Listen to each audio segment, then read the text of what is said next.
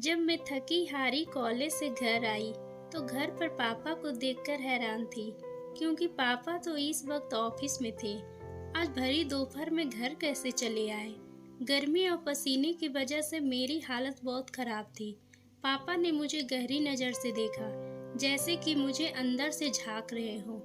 वो इस तरह सवाल करते जैसे मैं उनसे कुछ छिपा रही हूँ। मैंने कहा, पापा बस इतनी सी बात थी। आखिर क्या बात हो सकती है? ड्राइवर मेरे साथ होता है, आप चाहे तो उससे पूछ सकते हो। मुझे कॉलेज ले जाने और लाने वाला ड्राइवर 24 से 25 साल का जवान लड़का था। उसका नाम आलोक था, लेकिन पापा को उस पे बहुत ज़्यादा भरोसा था। पहले उसका बाप हमारे यहाँ नौकरी करता था। वे लोग बहुत शरीफ लोग थे। जब से मैंने कॉलेज जाना आना शुरू किया था, आलोक ही मुझे ले जाने और लाने की जिम्मेदारी उठा रहा था। इतना यकीन दिलाने के बाद पापा को किसी तरह मेरे बातों पर भरोसा हुआ।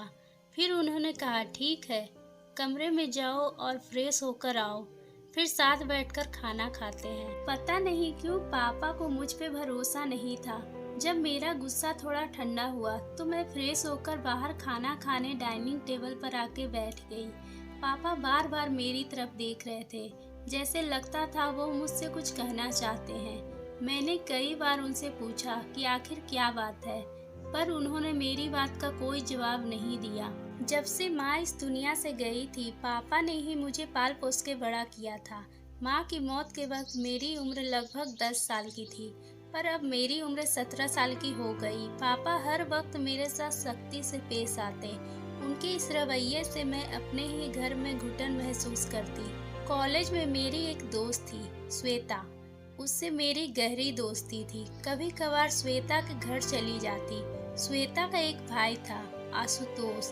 जब मैं श्वेता के घर जाती तो आशुतोष भी हम लोगों से बातें करने लगता।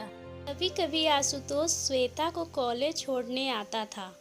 आशुतोष की बातों से लगता था कि वह मुझे पसंद करता है। वह एक अच्छा लड़का था, लेकिन पापा के खौफ से मैं कोशिश करती कि उससे दूर दूर ही रहूं। लेकिन एक दिन मेरी बदकिस्मती थी कि क्या था कि मुझे नहीं पता। पापा मेरे पीछे मेरे कॉलेज आ गए और उन्होंने आशुतोष के साथ मुझे बात करते हुए देख लिया। पापा मेरे कॉलेज क्यों आए थे, यह तो मुझे नहीं पता। उस दिन से मेरी जिंदगी में कयामत आ गई। दोस्त से बात करते देख गुस्से में पापा ने मुझे गाड़ी में बिठाया और अपने साथ घर लेकर चले आए। उस दिन से पापा ने मेरा कॉलेज आना जाना बंद करवा दिया। उन्हें शक था कि आशुतोष के साथ मेरा रिश्ता है। मैंने पापा को लाख समझाने की कोशिश की, पर पापा ने मेरी एक न सुनी और गुस्से में मुझसे कहने लगे, मैं अपनी इज्जत को दांव पर लगाते नहीं देख सकता। तुमने मेरे भरोसे को तोड़ा है। तुम्हारी माँ के गुजर जाने के बाद मैंने हर दिन तुम्हारी फिक्र में गुजारा है।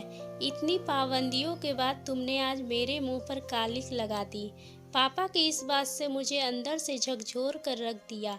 मेरा रोना धोना कुछ काम नहीं आया और बिना किसी गुनाह के मेरी पढ़ाई बीच में ही अधूरी रह गई। जबकि आशुतोष के साथ मेरा ऐसा कोई रिश्ता नहीं था। पापा के सामने मुझे शर्मिंदा होना पड़ता या पापा की इज्जत पे कोई आँच आती। मैं घर में बंद होकर रह गई थी और हर वक्त खामोशी में अपने कमरे में पड़ी रहती थी। हमारे घर में पैसे रुपए की कमी नहीं थी, पर एक आज़ादी थी जिसके लिए मैं तरस गई थी। मेरे पापा ही जब मेरे ऊपर भरोसा नहीं कर रहे थे तो गैरों से क्या उम्मीद रखती। एक दिन मेरे पापा के दोस्त प्रमोद अंकल, जो कि मेरे पापा के बिजनेस पार्टनर भी थे, हमारे घर आए। वो आते ही मेरी पढ़ाई के बारे में पूछने लगे। मैंने रोते हुए उन्हें सारी बातें बता दी। वह पापा से पुराने मित्र थे और अक्सर ही हमारे घर आ जाया करते थे, इसलिए मुझे उनसे कोई झिझक नहीं थी।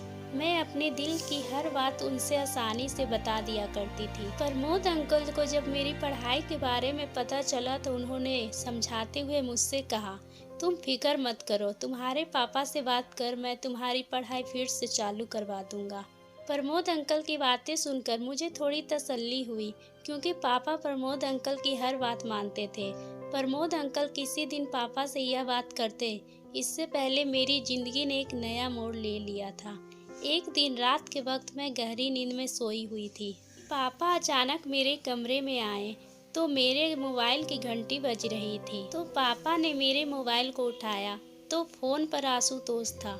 उसने मुझसे यह पूछने के लिए फ़ोन किया था कि उसे पता चला कि उसकी वजह से मेरी पढ़ाई बंद करवा दी गई है। यह बात मेरी सहेली श्वेता ने उसे अभी अभी बताया था।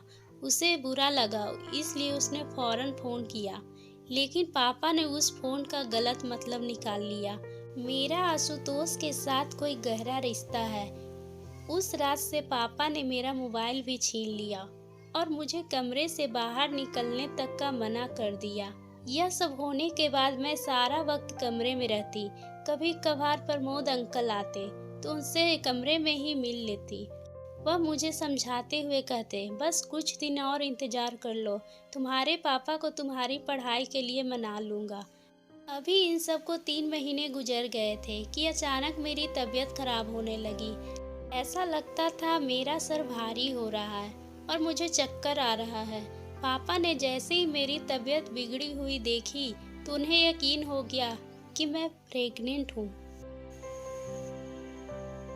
मेरी ये हालत देखकर पापा ने गुस्से में मुझसे कहा, देखो तुम्हारे गलत काम का नतीजा हमारे सामने आ गया। जिस बात का हमें डर था वही हुआ। तुम उस लड़के से फ़ोन पे बातें ही नहीं करती थी, बल्कि हमारे खानदान की इज्जत मिट्टी में मिला दी। अब हम कहीं मुंह दिखाने के काबिल भी नहीं बचे। पापा की यह बातें सुनकर मेरे सर पर आसमान गिर गया। पापा बदनामी के डर से ना तो मुझे अस्पताल ले जाते थे और ना ही मेरी किसी बातों पर यकीन कर रहे थे।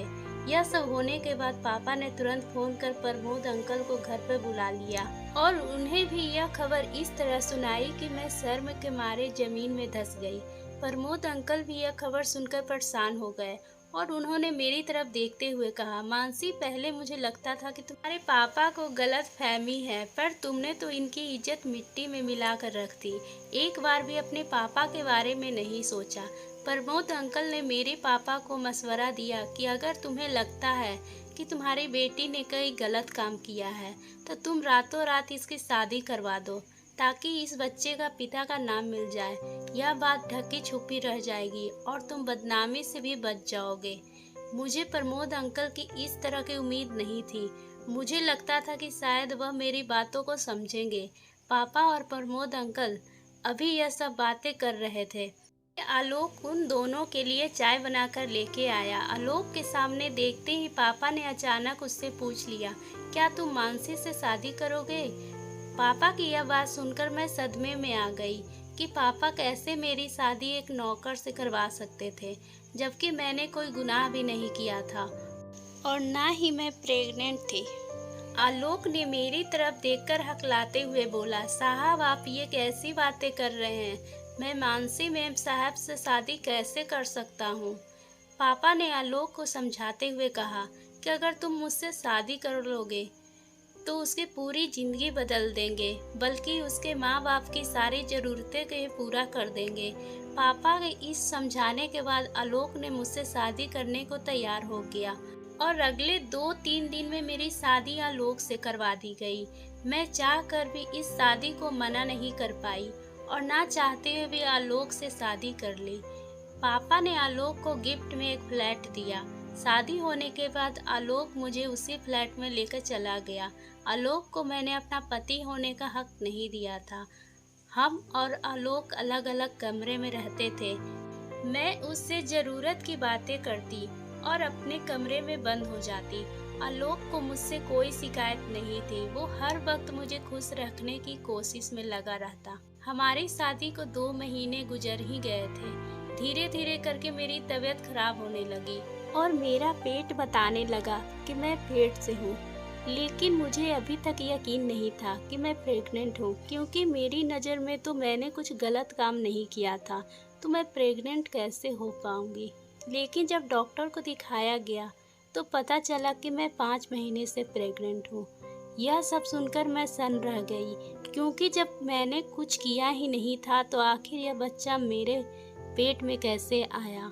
घर आने के बाद आलोक का पहले से ज़्यादा मेरा ख्याल रखने लगा। आलोक मुझे हर वक्त खुश रखने की कोशिश करता। उसका इस तरह का प्यार देखकर शायद धीरे धीरे मुझे भी उससे प्यार हो गया था, क्योंकि पहली बार मैंने अपनी जिंदगी में ऐसे शख्स को देखा था जो मेरी तरह बात को मानता और बिना किसी स्वार्थ को मेरे पीछे आगे रहता। कुछ वक्त के इंतजार के बाद मैंने एक बेटे को जन्म दिया। डॉक्टर ने बच्चे की दिखाने की कोशिश की तो मैंने मुंह फेर लिया। उस बच्चे को देखना भी नहीं चाहती थी, जिसकी वजह से मेरी पूरी दुनिया ही बर्बाद हो गई थी। आलोक ने जब देखा कि मैं उस बच्चे से नफरत कर रही हूँ तो उसने उस बच्चे को प्यार से गोद में ले लिया और वहीं उस बच्चे का ख्याल रखने लगा। हॉस्पिटल से छुट्टी के बाद जब हम घर आ गए, आलोक दिलो जान से मेरी और मेरे बच्चे का ख्याल रखने लगा। उसका यह अंदाज देखकर मैंने बड़ी हैरत से पूछा, आलोक कैसे तुम एक नाजायज बच्चे को इतने प्यार से अपना सकते हो, जबकि तुम इस बात को पूरी तरह से जानते हो कि यह बच्चा तुम्हारा नहीं है। मेरी बात सुनकर आलोक कुछ देर के लिए खामोश हो गया और फिर कहने लगा, मानसी, मैं आपसे बहुत प्यार करता हूँ। आपसे जुड़ी हर चीज़ से मुझे प्यारी है। यह बच्चा आपने पैदा किया है, से मुझे उतना ही प्यार है जितना कि आपसे। उसके मुंह से अपने प्यार का इजहार सुनकर मैं दंग रह गई। बच्चे को पैदा हुए महीने भी होने वाला था, लेकिन अब तक मैंने बच्चे को गोद में नहीं उठाया था। आलोक ही बच्चे का दिन रात ख्याल रखता। मैं अपने कमरे में बंद होकर अपनी बदनसीबी पर आंसू बहाती रहती। मैं उस बच्चे को हरगिज अपनाना नहीं चाहती थी। एक दिन मैंने अपने कमरे में बैठी हुई रो रही थी कि आलोक मेरे पास आया और मुझसे कहने लगा, मानसी जी, मुझे आपका यह दुख देखा नहीं जा रहा। क्या आपको जानना है कि यह बच्चा किसका है? उसके मुंह से ये बात सुनकर मैंने हैरत भरे अंदाज से कहा, हाँ, मुझे जानना है, मुझे जल्दी बताओ। आलोक ने कहा, आपको सब बताऊंगा। इसके लिए आपको मुझे एक वादा करना होगा। मैंने कहा, क्या? यही कि सच्चाई जानने के बाद आप इस बात को अपने दिल में दफन कर लेगी और किसी को नहीं बताएगी, क्योंकि यह बात किसी को पता चली तो बच्चा किसका है हमारे जीवन पर प्रभाव पड़ेगा और इसमें मासूम का क्या कसूर। मुझे किसी भी हालात में सच्चाई जाननी थी। इसलिए मैंने आलोक से वादा किया कि ठीक है, जैसा तुम चाहते हो वैसा ही करूंगी। पर आलोक के मुंह से सच्चाई जानने के बाद मेरे पैरों तले जमीन खिसक गई, क्योंकि इस बच्चे का बाप वह इंसान था जिस पे मैं खुद से भी ज्यादा भरोसा करती थी। मेरे बच्चे के पिता प्रमोद अंकल थे और प्रमोद अंकल यह सब मेरे साथ मेरे पापा की प्रॉपर्टी हड़पने के लिए कर रहे थे। प्रमोद अंकल शुरू से ही मेरे पापा को मेरे प्रति भड़काते थे, इसलिए पापा मेरे ऊपर भरोसा नहीं करते थे। आलोक ने बताया कि एक दिन प्रमोद अंकल घर पर आए हुए थे तो आलोक के सिवा घर पे कोई नहीं था। शायद उस दिन मेरे सर में बहुत तेज दर्द था और मैंने आलोक से चाय बनाने को कहा था। तभी अचानक प्रमोद आए और आलोक को किचन में चाय बनाता हुआ देख आलोक से पूछने लगे, किसके लिए चाय बना रहे हो? तब उसे पता चला कि आलोक मेरे लिए चाय बना रहा है, तो उसने किसी बहाने से आलोक को दूसरी काम के लिए बाहर भेज दिया और बोला, तुम जाओ, मानसी को चाय मैं दे दूंगा। मैं चाहता तो ये सारी बातें आपके पापा से बोल सकता था, लेकिन मुझे पता था कि मुझ जैसे नौकर की बात पे कौन भरोसा करेगा। साथ आपके पापा सख्ती से पेश आते तो मुझे बहुत बुरा लगता। मानसी जी, भले मैं आपके घर का नौकर या ड्राइवर था, पर आपके साथ ऐसा होता हुआ देख मेरा दिल तड़प उठता। बल्कि यूँ कहे तो आपकी परेशानी देखकर शायद मुझे आपसे प्यार हो गया था और इसलिए उस दिन आपके पापा ने मुझसे पूछा कि तुम मानसी से शादी करोगे, तो मैं बेझिझक तैयार हो गया, क्योंकि मुझे विश्वास था कि मैं आपको अपनाने के साथ साथ आपके बच्चे को भी अपना लूँगा, क्योंकि मैं आपसे दिल से प्यार करता हूँ। और इन सब में मासूम का क्या कसूर जो इसे सज़ा मिले। मैं और आलोक अभी यही सब बातें कर रहे थे, तभी मेरा बेटा जो गहरी नींद में सोया हुआ था उसकी आंखें खुल गई और वह रोने लगा। आलोक ने ज़बरदस्ती बच्चे को गोद में मेरा डाल दिया तो ममता से मेरा दिल तड़प उठा और मैंने उसे सीने से लगा लिया और फूट फूट कर रोने लगी। मैंने आलोक से कहा, आलोक जैसा मैंने तुमसे वादा किया था, यह बात किसी को नहीं बताऊंगी, वैसे ही तुम भी मुझसे एक वादा करो कि प्रमोद की यह घिनौनी करतूत तुम मेरे पापा को बताओगे, ताकि उन्हें भी तो पता चले कि उनकी बेटी के साथ गलत करने वाला कौन था। और आज वो मेरे ऊपर शक करते आ रहे थे।